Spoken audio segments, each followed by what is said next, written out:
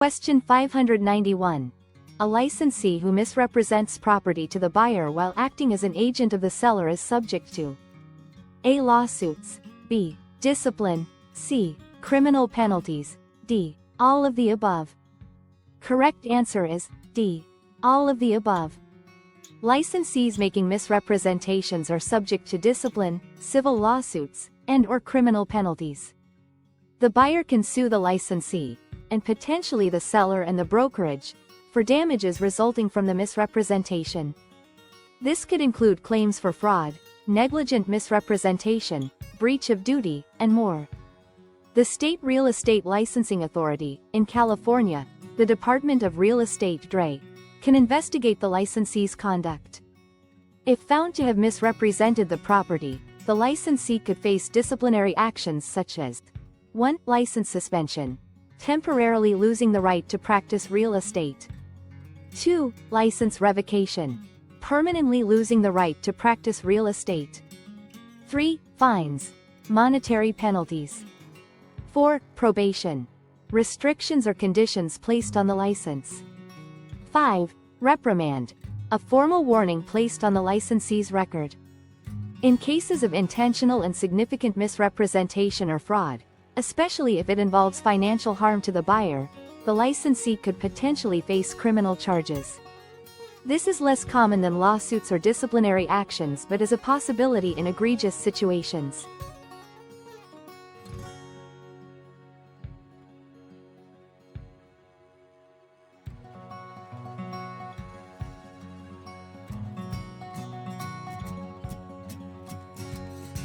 Question 592.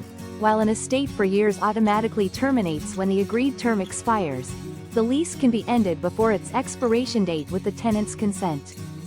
Such early termination is called A. Tender, B. Demise, C. Surrender, D. Reliction. Correct answer is C. Surrender. A tender is an offer to perform an obligation or pay a debt. It's not related to the early termination of a lease by mutual agreement. A demise is the transfer of an estate in property, particularly a leasehold, from the landlord to the tenant. It describes the creation of the lease, not its early termination. Reliction refers to the gradual recession of water from land, permanently exposing dry land. This is a concept related to property boundaries and water rights, not lease termination. A surrender in landlord-tenant law is the tenant's voluntary return of the leased property to the landlord before the lease ends, which the landlord must accept. The tenant's consent is a key element of a surrender.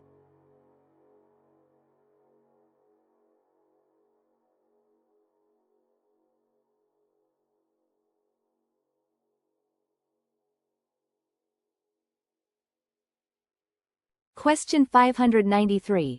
An open-end provision in a mortgage would benefit a borrower who wishes to A. Gain a discounted interest rate, B. Allow a subsequent purchaser to assume the loan, C. Borrow additional funds, D. Secure the loan with several different properties. Correct answer is C. Borrow additional funds. Interest rate discounts are usually negotiated separately based on creditworthiness, market conditions, or specific loan programs, not directly tied to an open-end provision. The ability for a subsequent purchaser to take over the loan is related to an assumption clause, not an open-end provision. Securing a loan with multiple properties is known as a blanket mortgage, not an open-end mortgage.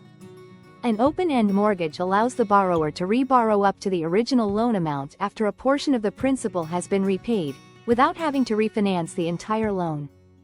This feature is advantageous for borrowers who anticipate needing additional funds in the future for things like home improvements or other expenses. They can effectively increase their loan balance back up to the original limit. Question 594. A verbal contract is called A. Invalid, B. Non-enforceable, C. Parole contract, D. Orally based agreement. Correct answer is C. Parole contract. Not all verbal contracts are invalid.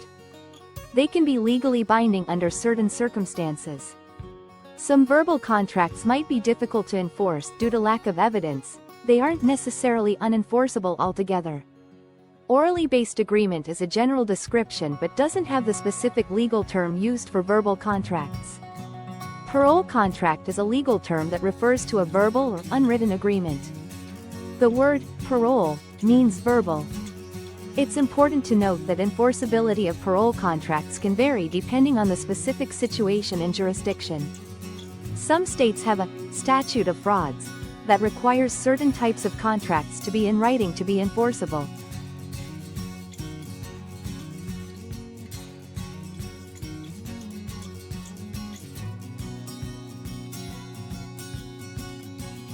Question 595. To create an escrow agreement, there needs to be A. Oral agreement, B. Binding contract, C. Personal property, D. All of the above. Correct answer is B. Binding contract. An escrow agreement is a mechanism used to facilitate the terms of an underlying binding contract between two or more parties. The escrow agreement outlines the conditions under which the escrow agent will hold and disburse funds and/or documents. Without a valid contract establishing the obligations of the parties, there's no basis for the escrow agent's actions. While parties might have preliminary oral discussions, the escrow agreement itself is typically a written contract. Furthermore, the underlying agreement necessitating the escrow, like a real estate purchase agreement, usually needs to be in writing to be enforceable under the statute of frauds. While escrow can be used for the transfer of personal property, it is most commonly associated with real estate transactions, which involve real property. The existence of personal property is not a requirement for creating an escrow agreement. Therefore, the fundamental prerequisite for creating a valid escrow agreement is the existence of a binding contract between the parties outlining the transaction that the escrow will facilitate. Question 596. Which of the following would include a protection clause? A. Option, B. Purchase agreement, C. Listing agreement, D. Agency agreement. Correct answer is C. Listing agreement. An option contract gives a potential buyer the right, but not the obligation, to purchase a property within a specific time frame. It doesn't typically involve a broker's commission protection. The purchase agreement is between the buyer and the seller and outlines the terms of the sale. It usually specifies who pays the brokerage commission, but it doesn't contain a clause protecting the listing broker after the listing agreement has expired. While a listing agreement is a type of agency agreement, the term agency agreement can be broader and might refer to agreements between a buyer and their agent. A protection clause specifically addresses the listing broker's commission after the listing period ends, which is most relevant to the listing agreement. A protection clause, also known as a safety clause, extender clause, or holdover clause, is typically found in a listing agreement between a seller and a real estate broker. This clause is designed to protect the broker's commission for a certain period after the listing agreement expires. A protection clause ensures the broker earns a commission if a buyer they introduced during the listing period purchases the property within the specified protection period. This safeguards the broker's efforts in finding a buyer. This prevents sellers from waiting out the listing period to avoid paying a commission to the broker who found the buyer.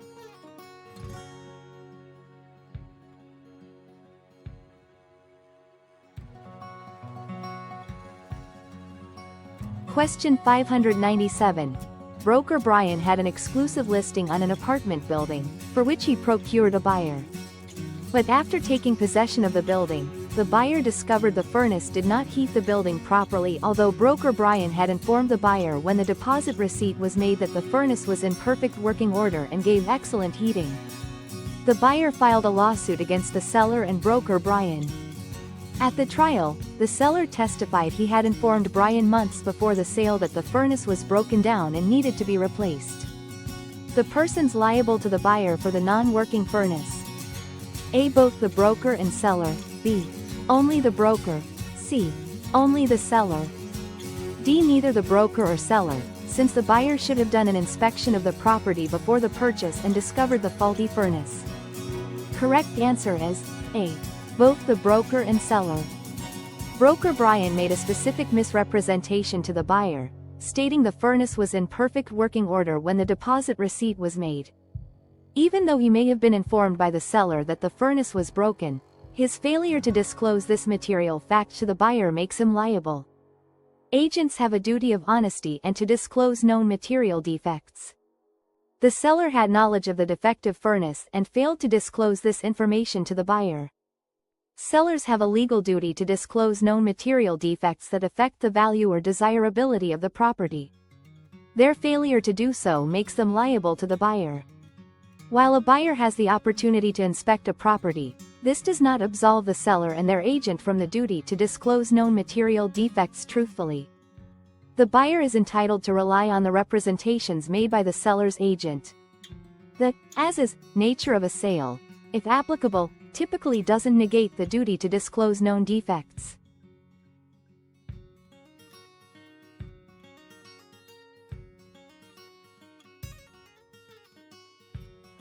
Question 598. Which of the following actions would not provide a defense for a homeowner against a mechanic's lien? A. Notice of completion. B. Untimely lien notice. C.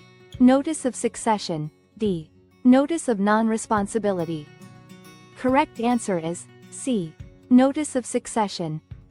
Notice of completion is a document recorded by the homeowner, or owner's agent, within a specific timeframe after a project is finished. It shortens the period during which contractors, subcontractors, and suppliers can file a mechanic's lien. Timely recording a notice of completion can be a defense against liens filed after the shortened deadline. Failure by a contractor, subcontractor, or supplier to provide timely preliminary lien notice, typically within 20 days of starting work or supplying materials, can be a valid defense against their lien claim. This protects property owners from surprise liens. Notice of non-responsibility can be filed by a property owner, who did not directly contract for the work, within 10 days of becoming aware of unauthorized work being performed on their property. If properly filed and posted, it can protect the owner's interest from liens claimed by those working for a tenant or other party without the owner's consent. Notice of succession is not typically associated with defenses against mechanic's liens in the context of homeowner-contractor disputes. A. Notice of succession might relate to changes in ownership or legal entities, but it wouldn't inherently prevent a valid mechanic's lien from being filed for work that was authorized and performed. Therefore, a notice of succession does not provide a defense for a homeowner against a valid mechanic's lien. Question 599. The following are methods of involuntary alienation for the transfer of real property, except A. Adverse possession. B. Prescription. C. Devise. D. Either A or B. Correct answer is C. Devise. Involuntary alienation refers to the transfer of real property without the owner's voluntary consent. The law or other external forces dictate the transfer. Adverse possession is a legal way to gain title to another's land without their consent by openly, notoriously, exclusively, hostilely, and continuously occupying it for a legally defined period. This process results in an involuntary transfer of property rights. Prescription is similar to adverse possession but applies to the acquisition of an easement, a right to use someone else's land for a specific purpose, rather than full ownership, through similar long-term, non-permissive use. A devise is the transfer of real property through a will. This is a voluntary act by the property owner, who decides how their property will be distributed after their death. Therefore, devise is the exception because it involves the owner's voluntary direction of property transfer through their will.